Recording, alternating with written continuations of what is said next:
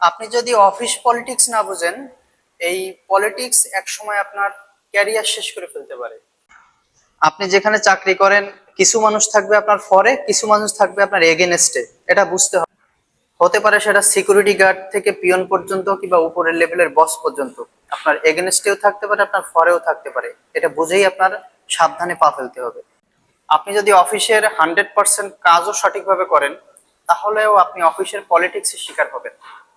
কারণ আপনার বিপক্ষে দাঁড়ার মতন প্রত্যক্ষভাবে কিংবা পরোক্ষভাবে অনেক মানুষ আপনার পিছনে আছে, কিন্তু আপনি সেটা বুঝবেন না। তাদের মুখে সবসময় মধু, কিন্তু অন্তরে সবসময় বিষ থাকবে। আপনি ছোট চাকরি করতে পারেন, বড় চাকরি করতে পারেন, নিরিবিলি এক জায়গায় বসে ভাববেন যে আপনার সাথে এই পলিটিক্স হচ্ছে কিনা। পলিটিক্স হচ্ছে, কিন্তু আপনি ঠিক পাবেন না আপনার সাথে পলিটিক্স হচ্ছে। আপনি ছোট চাকরি করতে পারেন, বড় চাকরি করতে পারেন, কিন্তু আপনি অফিসের পলিটিক্সের আওতার বাইরে না। এটা আপনি ইনভলভ আছেন। অফিস পলিটিক্সে আপনি যত তেল মারতে পারবেন তত এগিয়ে থাকবেন। এখন আপনি কতটুকু তেল মারতে পারেন এটা আপনার উপর ডিপেন্ড করবে।